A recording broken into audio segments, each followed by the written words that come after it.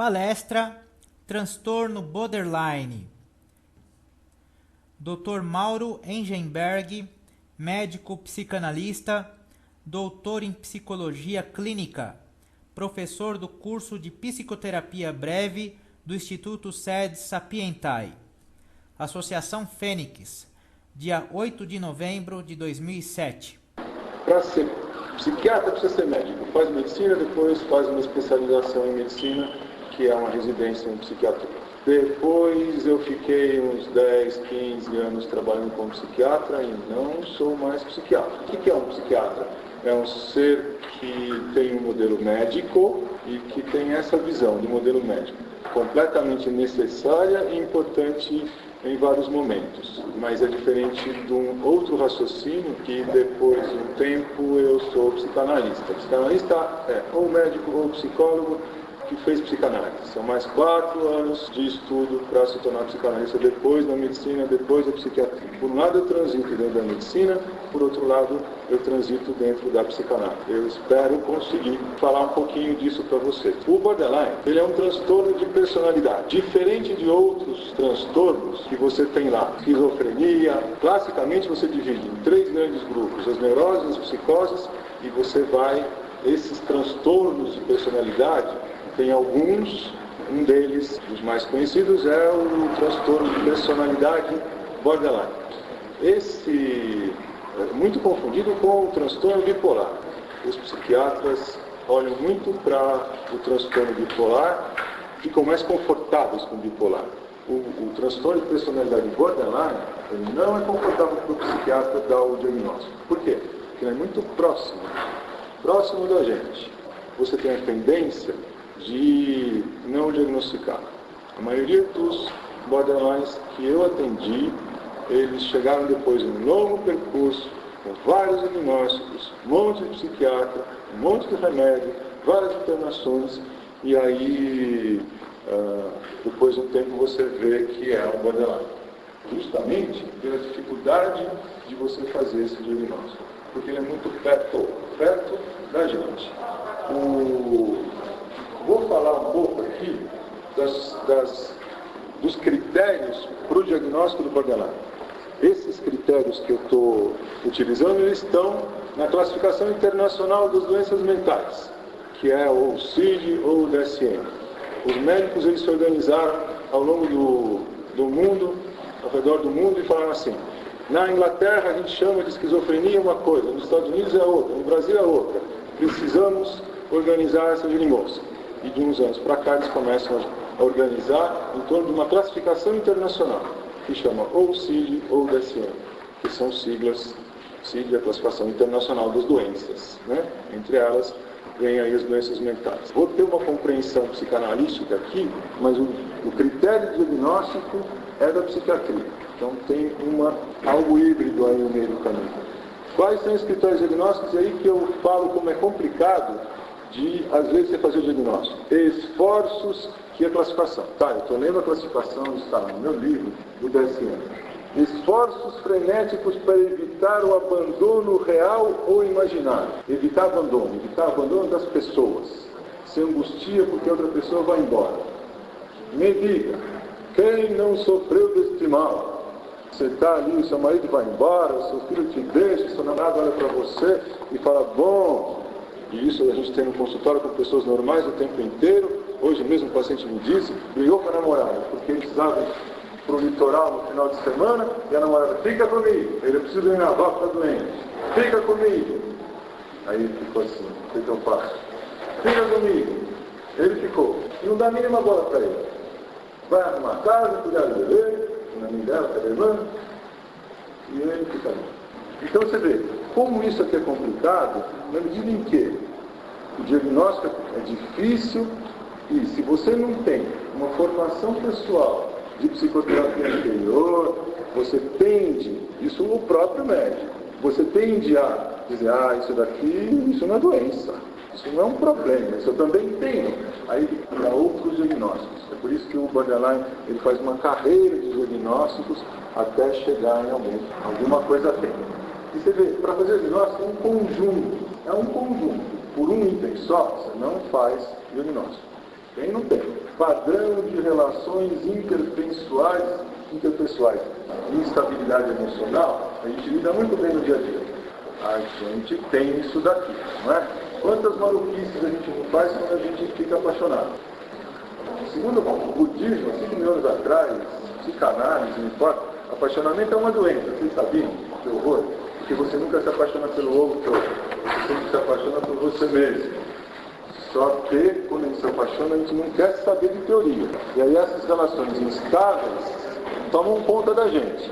Borderline é um eterno apaixonado, cai na mão de um psiquiatra, ficar naquela semana, naquele mês, sofrendo por amor, desesperado, fazendo mais maluquice do que o próprio paciente. Já que você vai olhar para o paciente e falar assim, você está com relações pessoais intensas e instáveis, ele está pior. Uma paciente minha foi no ortopedista. O ortopedista chegou para ela e falou assim, começou a contar umas histórias, começa a chorar na frente da paciente. Ela com a mão quebrada e começa a chorar. E as dificuldades desse diagnóstico aqui. Borderline, 10 psiquiatras na frente, ninguém acerta esse diagnóstico. Ninguém. Por quê? Porque um diagnóstico, você vê, que ele precisa de relato, ele precisa de história, ele precisa de alguém que conte, ele precisa contar as coisas. Se ele quiser enrolar, vou passar no exame? Passa, né? Passa. Por quê? Porque essas situações aqui são da vida cotidiana. Essa é uma das características dos transtornos de personalidade. O social lá mata friamente. Essas pessoas que a gente vê na televisão, ele mexe, mata a mãe, mata a namorada. O que é isso? São pessoas normais que tiveram um problema assim complicado ou são transtornos de personalidade? O que está acontecendo comigo? Essas situações que são muito complicadas para o seu borderline, isso aqui é intenso, que é a intensidade que tem em mim, por exemplo. Algumas dessas coisas aqui, nem todas, né? Eu também tenho. Mas a intensidade é menor do que a do borderline. Então, essas situações todas no borderline têm uma intensidade bastante elevada. Mas, perturbação da identidade, instabilidade persistente, enmarcada da autoimagem, essa história que a gente fala muito da autoestima, que é uma questão que, enfim, não é só do borderline, é de todos nós também. Haja terapia para a gente conseguir ficar um pouco menos maluco, né? Eu fiz 14 anos de análise minha, e estou desse jeito. Você vê como essa coisa é complicada. Outra coisa, impulsividade pelo menos em 2 áreas que são potencialmente autolesivas. Impulsividade é assim, a pessoa que não segura os seus próprios impulsos. Vai lá e faz, não segura, não consegue. Gastos, sexo, abuso de substância, condução. Pessoas que têm descontrole em alguma dessas áreas. Voracidade alimentar, condução ousada, quanta gente está presente em São Paulo o tempo inteiro. Todos os acidentes com motoqueiro em São Paulo são borderline? Não, mas talvez tenham alguns. A gente tem de 2 a 3% da população, isso é uma estatística mundial, de borderline. Temos aqui de 300 a 450 mil borderlines em São Paulo. Estamos muitos por aqui e por aí. Então deve ter uma tropa na rua andando. Aí você vê, isso que eu estou falando, como é difícil fazer esse diagnóstico, porque pelo menos aqui, gastos. Quem que às vezes não fica atrapalhado com gasto? De repente você vai lá, e aí estoura o cartão de crédito, né? Ou passa o cheque sem fundo. Quem já não fez isso? Óbvio que o borderline faz isso sistematicamente. E o limiar de detonar um problema do borderline, ele é muito menor. E aqui vem uma questão que acontece também, que é essa voracidade alimentar. E problemas alimentares. Muito borderline diagnosticado lá tratado de bulimia. Está de monte aí, fazendo, inclusive aquela princesa, a princesa Diana, ela é borderline. Isso não sou eu que digo, tem uma biografia imensa dela, de vários biógrafos, mostrando o quanto ela tinha. Pode ter transtorno de personalidade, no caso aqui em borderline. É muito comum o borderline ter ou problema de obesidade ou um problema de bulimia aí também. Agora, no limite, muitos de nós temos esses problemas também.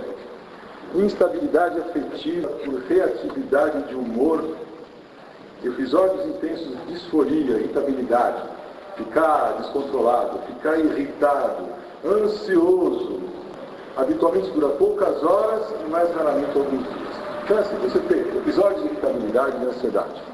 A gente tem isso. Óbvio que o borderline tem isso com mais frequência e tem isso também de uma forma detonada por fatores muito pequenos.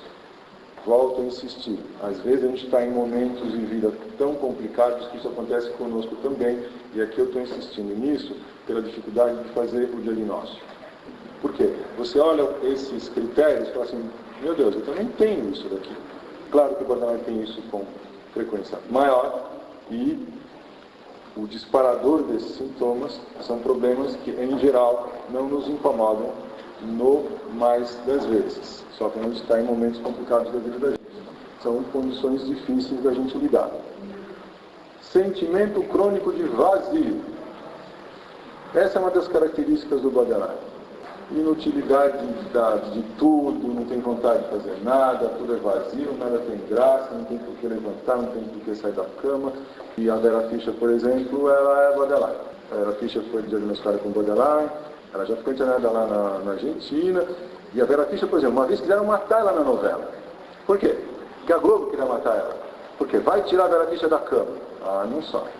Por quê? Porque não tem sentido. Pode ser bonita, pode ser atriz, pode ser ganhando dinheiro, mas levantar da cama para ir gravar novela, que coisa mais sem graça, né? Esses três pequenos probleminhas, eles se tornam enormes problemas para o borderline. O borderline, em geral, são pessoas inteligentes, questionadoras, que não se satisfazem com explicações superficiais. São pessoas críticas, complicadas, porque elas exigem, né? Agora, muitas vezes são arredios a crer, não satisfaz, não preenche o vazio, a noção de Deus, e o que seria confortável, e a ajuda dos pares é fundamental. Aí vem o trabalho, é um dos critérios de diagnóstico. Agora, também, nós nunca sentimos isso, né? Preenchendo esses vazios, só que no borderline isso é intenso, profundo, adentro, sentido, sofrido. Só que se a gente parar para pensar muito, a gente também vai sofrer. Algumas coisas a gente deixa para amanhã, deixa para depois, não vou pensar muito nisso. Raiva intensa e inapropriada, dificuldades de controlar esta raiva. Episódios de destempero, raiva constante, brigas constantes, muitas vezes você fica com raiva sem entender as coisas. Eu tive um colega que ele odiava japonês, ele não podia ver japonês. Meu Deus, por quê? Né? O que o japonês se fez? Não, nada, mas não gosto. Levou um tempão para ele entender o que aconteceu. Olhava para o japonês e estava com raiva. E não é borderline. O cara é médico, viu? Era médico, é médico, mas passou a raiva dele japonês. Passa quando você consegue entender, elaborar, enfim. Se você não consegue entender algumas coisas e elaborar, fica difícil de você poder. E a questão, uma das questões sérias do borderline é essa: poder elaborar, discutir, se aprofundar problemas sérios do borderline, porque ele não se satisfaz por pouca coisa. Agora, raiva intensa e inapropriada num jogo de futebol. O coitadinho do bandeirinho levanta aquela bandeirinha acertadamente e anula um gol do time da casa. Aquele bando de troglodita, e se deixar mata.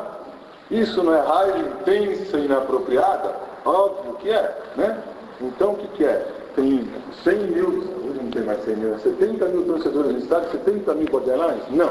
Seria ideação paranoide, transitória, reativa ao estresse ou a sintomas dissociativos graves. Aqui já é um dos critérios que escapam um pouco. Em geral, a gente não sai por aí delirando ou se sentindo perseguido. Um pouquinho de perseguições a gente tem, né?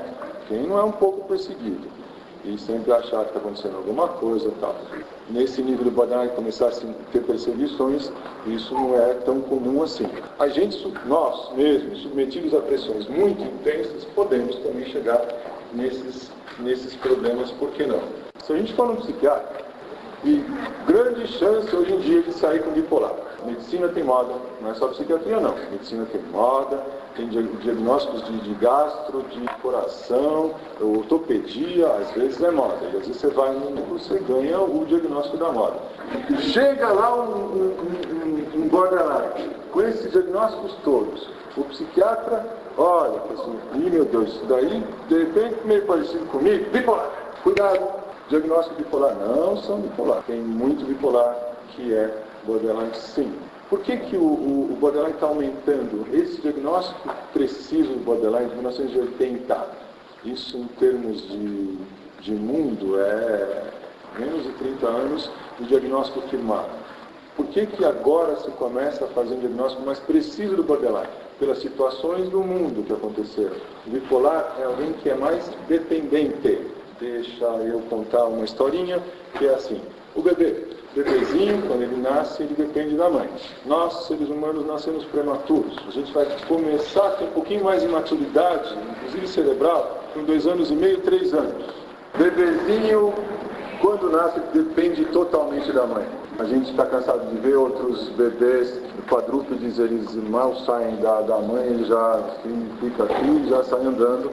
Nós somos dependentes da mãe, totalmente dependentes, pelo menos se a gente for muito esperto, até uns 7, 8 anos. Se for espertinho, com, sei lá, 7 já se vira. Antes disso, e o bebê então, se não cuidar tudo, a gente morre. Essas relações com o cuidador, vou chamar de mãe, pode ser uma enfermeira, pode ser a avó.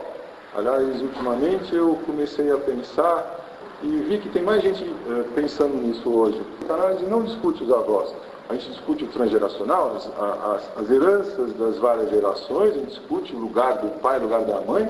Então, a gente tende a colocar o avô no lugar do pai, no lugar de uma mãe. E não é, né? A função paterna, a função materna. Que importância tem o avô? Qual é o lugar psicológico que tem os avós? Não, a gente não estudou ainda, ver como tem coisas que falta estudar. Comecei a ler alguns livrinhos infantis, um deles chama Bisabia, Bisabel, da Maria Machado, quem quiser ler, para pensar coisa de vovó, muito, muito interessante. Enfim, tem coisas ainda para a gente pensar nesse mundo aqui. Esse bebezinho, desde o comecinho, ele vai depender da mãe. E esses cuidados que você tem desde o começo, até a gente se constituir como um ser inteiro, leva muito tempo. Essa diferenciação eu, não eu, você vai começar a construir com 2 anos e meio de idade, 2 anos e meio a 3. A gente tem uma diferença entre, uma sensação entre mim e o outro. Isso o bebezinho já tem, mas ele não sabe ainda que ele é ele. O bebezinho fala assim, Joãozinho quer. Ele não sabe que Joãozinho é ele ainda, ele vai saber disso mais tarde. Então, a gente, até se construir como um ser completo, a gente fragmentos lá dentro de eu. Essa possibilidade de você se fragmentar precisa da mãe para poder você juntar. Então, essa é uma das angústias que o ser humano tem. A possibilidade de você explodir lá dentro. A gente chama isso de angústia de fragmentação, de fragmentar em pedacinhos. Essa é uma das bases das psicoses. As coisas são fé. Não fica achando que a gente só tem fé em religião, não. A gente tem fé também nas coisas que a gente estuda. Ser psicanálise, quem vai provar para você que o behaviorismo é melhor que a psicanálise? Eu acredito que a psicanálise é mais profunda e mais abrangente e mais inteligente do que o behaviorismo. Agora, o behaviorista vai acreditar em outra coisa. Então, tem muito de fé. A gente hoje, em vários teóricos, a gente acredita, essa relação mãe-bebê, ela é fundamental para o ser humano. E disso depende a saúde mental do ser humano adulto. Depende também da carga genética. A gente nasce com uma propensão para desenvolver tal ou qual problema. É claro que tem isso. Tem essa relação mãe-bebê e todo o ambiente histórico-cultural que a gente vive. Esses fatores, que são importantes, é essa fragmentação. O bebezinho, para ele poder se integrar. E essa possibilidade de desintegração todos nós temos. Se a gente ficar 72 horas enfiado dentro de um Isso se fazia na tortura, né? Na década de 60, 70 nessa terra aqui, a gente teve uma ditadura, para quem é mais criancinho não sabe, e se ficava, uma das torturas possíveis é você ficar dentro de uma caixa escura 72 horas, você não pode ter nenhum som, nem não vai comer também, né? Não escuta, não vê. Disso você começa a se fragmentar lá dentro, você começa a psicotizar. Todo mundo psicotiza nisso. Se você ficar sem sono também, eles fazem uma experiência com o ratinho. Sacanagem com o ratinho. Põe numa piscina o ratinho, ele fica grudado no sininho. Se ele dormir, você sabe que a única hora que a gente relaxa tudo é dormindo. Você pode fazer o que você quiser, acupuntura, relaxamento, ser o expert em relaxamento do mundo, que você não relaxa o pescoço acordado. Só dormindo. Só que aí você relaxa completamente. Vem o ratinho, está lá. Ele relaxa, cai na água. Aí o bichinho sobe. Depois de 72 horas, ele pira, psicotiza. Essa é uma das questões, é uma das bases das psicoses. Outra questão fundamental para o ser humano, outro tipo de angústia do ser humano, estar com o outro, depender do outro. Essa dependência do outro, que é a dependência da mãe do ambiente, dos cuidadores, ela vem desde o início. É fundamental. Você é abandonado, você morre. Então, são angústias profundas que a gente carrega. Essa angústia de perder o outro, que a gente chama de angústia de perda do objeto, é a angústia que está na base do borderline. Freud falava, a gente tem outra angústia. Angústia de castração, que o Freud falava, que tem a ver com Édipo. Todo mundo ouviu falar em complexo de Édipo, começa a se sentir limitado e frustrado nos seus anseios. Isso é uma outra das angústias. Essa angústia está na base das neuroses. Na hora em que eu falo de angústias básicas, essas angústias todo mundo tem. Angústia de alimentação, castração, angústia de perda do objeto, não há quem não tenha. Só que você tem em maior ou menor grau, e essas angústias são mais ou menos profundas, que são fundantes nesses três tipos de grandes quadros clínicos. Castração, neurose e perda do objeto são todos os estados de limite, borderline é um deles, e a fragmentação para as psicoses. Essa diferenciação que a gente precisa fazer quando o paciente chega para você. O problema hoje da psiquiatria é você fazer o diagnóstico por sintoma. Se você faz o diagnóstico por sintoma, eu estou com sono, estou escutar a voz, vou escutar a voz para valer, tem muito a ver com a tal da esquizofrenia. Quando escutar a voz mesmo, né? Às vezes é difícil você discriminar se a voz ela bem, escuta a voz. Uma paciente minha outro dia veio com essa história lá, escuta a voz. Depois de muito tempo, ela é bem uma voz, né, doutor? É uma ideia que eu tenho lá, umas ideias que eu tenho.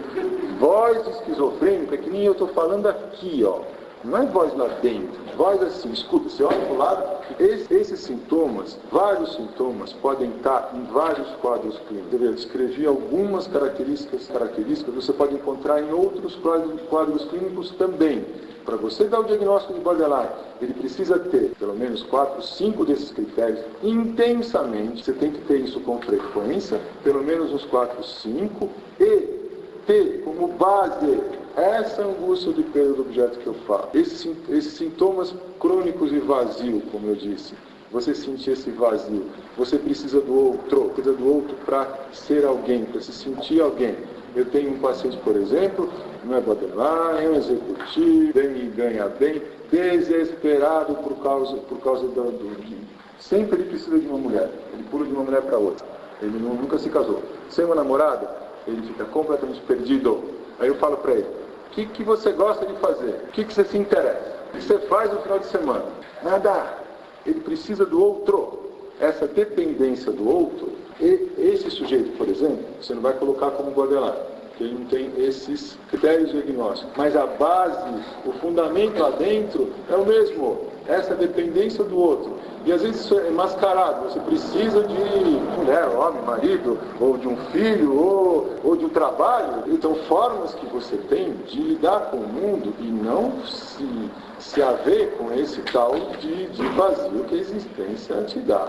E às vezes esse vazio, ou você cai em depressão, você tem as possibilidades de encontrar caminhos que podem te acalmar. Ou esses caminhos lá fora, né? No trabalho, correndo, ou alguém, desesperadamente alguém, o borderline tem isso. Então, se você tiver algum desses sintomas e não tiver essa base de angústia, de precisar do outro, de dependência do outro, isso a gente observa de várias maneiras, você não vai chamar de borderline. Porque esses mesmos sintomas você pode ter uma angústia de fragmentação e uma angústia de castração. E aí você não vai dar o diagnóstico. Se você ficar só no sintoma, você erra, é psicólogo, é psiquiatra, é portador, é familiar, não interessa. Erra, vai embaixo, vai tentar entender o que está acontecendo nas angústias básicas. E é ali que você trabalha. Nisso você consegue fazer tanto o diagnóstico quanto você consegue entender e poder ajudar a pessoa por aí. Porque se for pelo sintoma, só o remédio não vai resolver. O Freud estudou na década de 90, Oxe, a gente tá doidinho, 1900. Freud nasceu em 1956. As influências dele de cabeça, dos filósofos do mundo, é de 1800, 1700 e pouco. Ele nasce na égide lá da Revolução Francesa, é um movimento que está acontecendo no mundo que não é o que a gente vive hoje. Então ele tem algumas ideias, ele viveu numa sociedade onde as questões da sexualidade eram as mais complicadas. Então, ele estudou muito a histeria. O que acontece no mundo de hoje? A questão sexual, ela se dilui como grandes problemas e se modifica o problema maior. O problema maior vai cair hoje para quem? Você, a família, está cada vez mais complicada. Os casamentos foram para o espaço. Casa, e isso vai durar, não tem mais uma regra que te mantenha preso dentro desse casamento. Você permanece casado apenas se isso é interessante. Isso vem como marco, esse marco a gente coloca em 1968, porque é o marco de todo o movimento social que aconteceu em Paris, que se questionava esse monte de coisa. E é o marco do feminismo também. O feminismo, ele entra dentro. O que o feminismo faz? Ele politiza as relações pessoais. Até 1960 e pouquinho, homem era homem, mulher era mulher, né? Eram trogloditas, né? Éramos todos trogloditas em 1950. E as mulheres quietinhas, submissas, faziam comidinha e não reclamavam. A partir de 68 isso começa a ser questionado e começa a discutir. Vamos discutir a relação. É isso que o feminismo colocou dentro dos lares de cada um. Só que isso criou instabilidades. Isso criou uma coisa muito boa para os homens. Sexo à vontade. Esse é um dos problemas que aconteceram antes do sexo, ou na prostituição, ou com a sua esposa. Bem, né, se liberaram. Isso vem também com todo o movimento da pílula, a possibilidade de não engravidar, preservativo, enfim. Ficou isso liberado. Isso é uma libertação? Sim, por um lado. Por outro lado, cria um monte de problemas, inclusive esse. As normas não existem mais. Como você não tem mais normas que te garantam uma sustentação, você fica mais angustiado, mais perdido. Mais perdido, você não tem em que se segurar. É aí que o borderline aparece como problema. Eu fui do tempo ainda onde tinha tio em casa, a casa era maior, e sempre tinha os agregados, né? Na casa da minha tia ficava um outro tio velhinho, ficava uma outra tia velhinha, porque a gente cuidava dos nossos velhos antigamente. Hoje a gente põe em asilo, né? A gente cuidava, e ficava aquele monte de gente. E como as mulheres tinham menos responsabilidades sociais, elas tinham um grupo de apoio que era diferente do que é hoje. Hoje a mulher está sozinha, em casa, tem que se virar, trabalhar, o desgraçado marido foi embora, e aí o que acontece? Né? Angústia, e fica inseguro, vem. Por isso que o borderline está mais em evidência hoje do que esteve. Né? Ele sempre existiu, sempre existiu. Aquele Lawrence da Arábia, aquele filme que existiu, aquele cara é um borderline, né? Aqui tem um filme bonito, porque ele é o Richard Gere. Richard Gere, quando eu vi o filme, eu fiquei surpreso. Cara, esse cara até que sabe alguma coisa. Chama Mr. Jones. Aquilo é um borderline, né? E é o único filme do Richard Gere que ele está vendo. Que nesse momento de hoje, do jeito que a gente está perdido, sem esses parâmetros fixos que existiam antes, não vou discutir aqui se é melhor ou pior. Isso, por um lado, abre as portas à liberdade, mas a liberdade tem um preço. O preço de você e agora, para onde eu vou? Esse para onde eu vou complica a vida do borderline, por isso você tem mais sintomas e problemas borderline no mundo. Qual é a taxa de tentativa de suicídio borderline? De 70% dos borderline, agora, que consegue 10%. Então, esses 70%, eles têm muitas vezes, nem sempre, mas muitas vezes é um pouco de manipulação. Não é aquela coisa assim, para chamar atenção, não é exatamente para chamar atenção. É que às vezes a angústia está tão intensa que precisa tentar suicídio. Então, 70% tentam, 10% conseguem. E 10% é bastante, né? Se a gente pensar, são 400 mil borderline em São Paulo, 10% disso, quanto dá? Se considerar que em São Paulo, quantos se matam por dia? É bastante. Lá na minha região, pula-se de prédio. Eu moro em Perdizes. Porcentagem de borderline entre homens e mulheres é 3 para 1. 3 mulheres para 1 homem. Essa é uma estatística muito complicada. E a gente coloca isso. Você vai escrever um texto. O problema é que os homens borderline têm essa violência, de impulsividade, de facilidade de uso de droga. Você pega muito borderline preso ou na droga. A quantidade de drogaditos que são borderline é imensa. E a porcentagem de pessoas, homens presos, porque a mulher, ela não vai tanto para agressividade física, então ela tem menos possibilidade de matar, de roubar, enfim. Nessa impulsividade, o borderline, muitos deles, muitos homens estão presos. Então eu desconfio muito dessa porcentagem, que é de 3 para 1, quer dizer, quase 70% de mulheres, né? 3 para 1, 75% de mulheres e 1% de homens, e 25% de homens. Mas você vê que eu desconfio muito disso. Provavelmente, se eu fizesse, uma psicóloga conhecida minha que trabalha no presídio, eu pedi para ela fazer esse tipo de estudo, não foi adiante. Mas seria bom. Quem trabalha em presídio seria legal de fazer isso daqui. Exatamente o que diferencia o bipolar do borderline, vê, essa questão é o que eu estava falando. O sintoma não vai diferenciar. Você vai na base.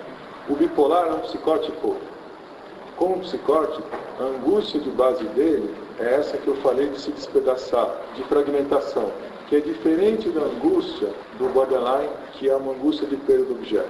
Exemplos dessa coisa de fragmentação. Tem pessoas que se desorganizam facilmente. E você às vezes tem outras pessoas que precisam ficar com tudo controladinho para não se desorganizar. Essa desorganização a gente pode encontrar de diversas maneiras. Eu fiz durante 7 anos aula de literatura, esse grupo faz 15 anos, até a gente publicou um livro lá com contos, que eu publiquei lá 4 contos meus. Esse professor de literatura, ele precisa começar uma frase e ir até o final. Se você interrompe no meio, ele fica irritadíssimo e começa a brigar com você. E aí é um grupo de literatura, o único pobre que tinha lá era eu, um monte de gente rica, enxugar uma garrafa desse tamanho de uísque por quarta-feira, que é toda quarta-feira que eles se encontram, depois de umas dosezinhas de uísque, o pessoal começa a ficar mais assanhado, ele começa a brigar. E aí tem um povinho que ficava irritando ele, só para se divertir. Aí ele começava a falar, o homem vira um bicho, né? Ele vira um bicho, ele começa, porque ele é autoritário. Não é autoritário, não é autoritarismo. Ele vira um bicho porque ele precisa começar o raciocínio e ir até o final para poder organizar. Você interrompe no meio, ele se atrapalha, se desorganiza. Essa é uma das questões dessa angústia, é um dos reflexos, esse é um sintoma dessa angústia de fragmentação. E aí a gente tem vários outros exemplos. Tem pessoa muito distraída, a dificuldade de você lidar com a realidade. Você fica lá no seu mundo interior, às vezes o mundo externo ele fica dentro de um contexto que você não compartilha. Exemplo lá eu tenho uma colega minha que ela dá aula lá no SEGS, no Ludola, tem um radar que passa lá e multa. Aí ela passa, perdeu a carteira, porque ela passa lá para dar aula, você não consegue prestar atenção. Eu disse, a dificuldade que ela tem é entre o mundo interno e a realidade. Essas pessoas têm mais a dificuldade do mundo interno. E olha, ele é um pesquisador famoso em inglês, né? Em Londres. Esse sujeito pirou, psicotizou, completamente conversando, escutando vozes e tal. O que ele fez? Pobre, quando fica pirado, vai para o hospital. Rico, o que a gente faz? Vai viajar. Aí ele foi viajar. E ele foi viajar para o campo. A questão do psicótico, o problema do psicótico é se a realidade não concorda com ele. Se eu sentar subir em cima dessa mesa, eu sou Napoleão! Todo mundo, sim senhor! não vou ter problema nenhum. Agora eu subo aqui, sou Napoleão, e ninguém concorda, eu vou para o hospital. O problema do psicótico é a realidade. Esse é o tipo de angústia que está na base do bipolar, que o bipolar de base é um psicótico, diferente do borderline. O sadomasoquismo, a relação que tem com o borderline é assim, a fundamentação de base do sadomasoquista é a mesma do borderline. É a mesma assim, o sádico precisa do masoquista, ele tem uma relação de dependência com o masoquista, e o masoquista depende do sádico, um depende do outro. Então eles têm essa relação de dependência. Esses pacientes raramente chegam no consultório, porque eles estão muito felizes. Eu encontro alguém para bater. Eu tenho um paciente, e quem sofre no caso, não é nenhum sádico masoquista. Eu tenho um paciente, ele já tem mais de 50 anos. Os pais eram sadomasoquistas, só que no embalo o pai batia na mãe e nos filhos, né? E sofreu ele e a família inteira. É uma coisa complicada. Pra você ter uma ideia, com 80 anos, a mãe dele virou para ele e falou assim, isso faz pouco tempo, né?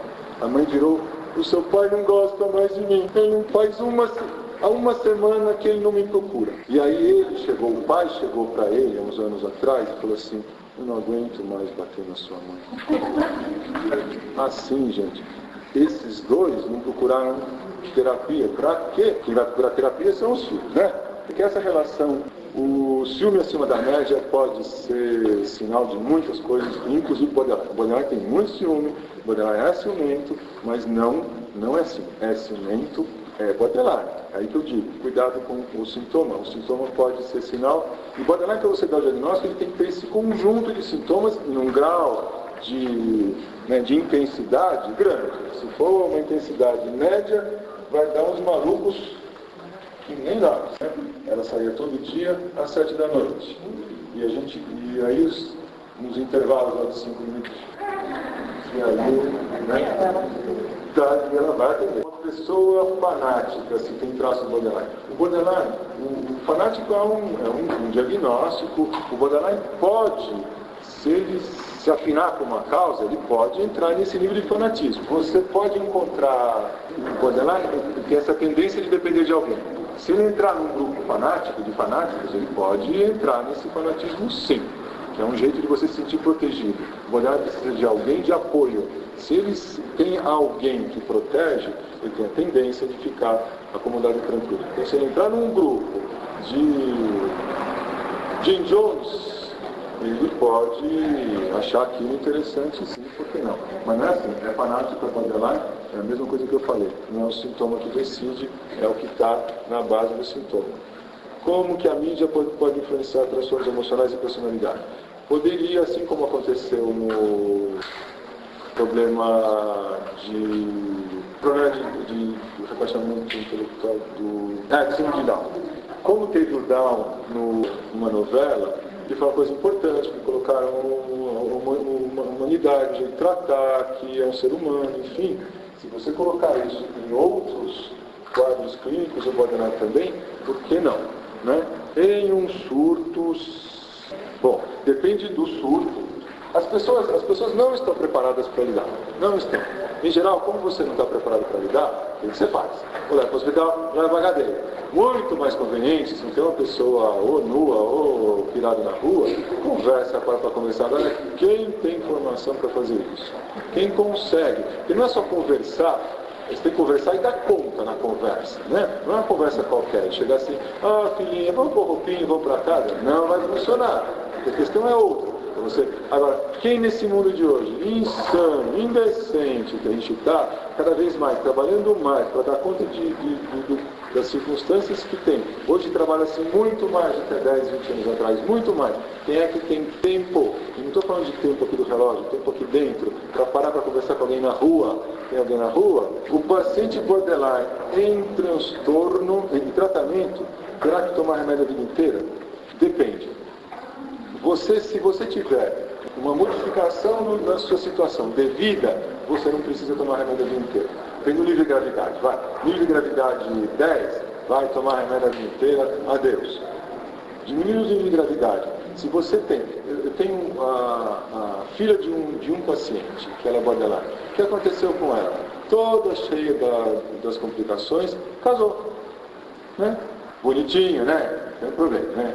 nessa terra santa. Então, vai depender muito desse nível de gravidade. Caso ela tenha esse objeto de apoio, alguém em quem ela se apoia, ela está muito melhor. Tranquilizou. Esse sujeito é um homem legal, dá apoio, essa questão do apoio, é um santo homem, banca as coisas, não estou falando banca dinheiro, ele banca as questões psicológicas dela, ela está muito melhor. Então faz 2 anos que essa mulher está em sossego. Está um sossego. Isso tudo, então, vai dar para tirar a medicação? Depende de todas essas circunstâncias. O ambiente também. Dependendo do ambiente, qualquer um de nós fica complicado, né? A gente depende de algumas coisas na vida para poder funcionar. Do trabalho, da família, dos amigos, de apoio de comunidade. Se você perde isso tudo aqui, como que você fica? Para o borderline isso é mais sutil, mas para todos nós isso também é uma questão importante. Então, vai depender de tudo isso. Você tem... eu tive uma paciente assim, ela não quis casar com um homem mais velho. Um homem mais velho, essa aqui ela tinha... Na época ela estava com 28 anos, o cara devia ter 40. Homem velho e tal. Bom, casou-se com um cara da idade dela. Teve 2 filhos. Um filhinho de 2 e um filhinho recém-nascido. O que o desgraçado faz? Morre no acidente de carro. Ficou sem marido, né? E com 2 filhos pequenos. A mulher se complicou com razão. Então, ficou sem dinheiro, sem marido, com filho pequeno.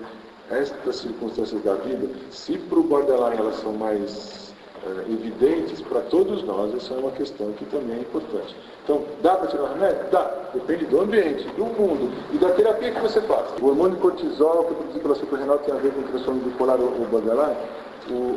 Tem muita coisa que a gente não sabe ainda, aparentemente não. Tem muita coisa que a gente não sabe ainda. Que os hormônios eles têm a ver com as emoções, tem. Descontroles hormonais, vide, TPM, né? Com certeza tem repercussão psicológica assim. A gente não sabe. O borderline, por exemplo, assim como as doenças psicológicas em geral, transtorno de personalidade, tem uma carga genética, tem todo esse ambiente, esse começo de relação com o ambiente, que é com essa sutileza dessa relação com o ambiente, isso tem tudo a ver com os transtornos, não só do borderline, mas de problemas que a gente carrega ao longo da vida. Cada um, e não adianta dizer, cada filho a gente trata de um jeito, cada mãe é mãe de um filho diferente, por quê? E não dá para você responsabilizar as mães, por quê? Porque a mãe às vezes está deprimida, as mães às vezes está com problema com o marido, a mãe às vezes não dá conta daquele filho, e você vai dizer, ok, tem que ter melhor mãe, bobagem. Mas essa sutileza das relações do início, elas fazem diferença. A carga genética faz diferença. Todo o sistema que você come, o que você faz, fazer exercício é fundamental, a maioria das pessoas não faz, mas o exercício é fundamental porque libera também endorfina, libera as substâncias que são boas, então seria importante a gente fazer. Quanto esses hormônios, a carga genética, a influência do ambiente, a influência do que se passa, vai depender também de caso a caso. O que acontece na minha experiência profissional particular, assim, que cada vez, quando eu tenho trabalho em consultório, eu deixei a psiquiatria, cada vez menos eu tenho pacientes graves no consultório, porque eles dão muito trabalho, eles exigem um aparato de você ter uma equipe de trabalho. Quanto mais grave o paciente, mais equipe você tem que ter e mais retaguarda você tem que ter.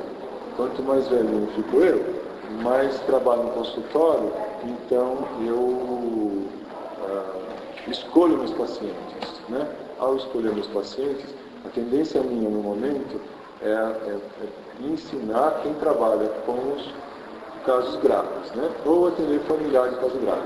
Os casos graves mesmo, eu não tenho atendido não. O que não quer dizer que a gente não saiba como lidar, né? Na supervisão a gente aprende a lidar. E cada caso é um caso, porque tem as sutilezas de cada caso, as delicadezas de cada caso. Quais transtornos de personalidade com pior do que nós, excedendo o antissocial. Aí que tá. Depende do nível de gravidade. O borderline é bastante complicado. Agora, você vai pensar uma bulimia, o que é mais grave? O paciente, uma bulímica grave ou um borderline? O que é mais grave? Um esquizoide, que também fica, às vezes um borderline um pouquinho mais grave, tem uma vida mais rica, mais intensa, com mais relacionamento, com mais energia e coisas que faz, do que do que um esquizoide. Eu tive um paciente esquizoide, por exemplo, isso que eu falava para vocês, dessa relação de fragmentação, essa angústia de fragmentação. E a relação que você tem fusional, que eu estou falando psicótico, por exemplo, do bipolar, que é a base do bipolar. E o esquizoide entra aí. Ele, por exemplo, não conseguia comer na frente dos outros. Ele levava horas para comer. Por quê? Porque ele tinha, ainda tem, uma coisa que é assim.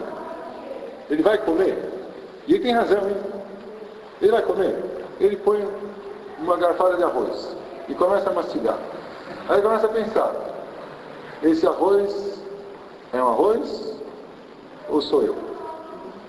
Porque daqui a pouco, quando engolir, esse arroz é ele. Ele tem razão.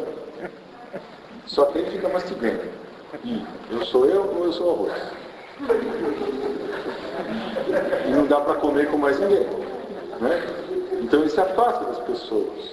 Na hora que engole, é você. Né? E se você não comer, então aquilo que está lá fora, sou eu ou é o arroz? Você vê, esses questionamentos, um esquizoide, você vai dizer, o que é mais grave? Bom, esse cara não consegue. O que é grave aí? E você vê, o que está no fundo é essa relação fusional que ele tem e a possibilidade de fragmentação.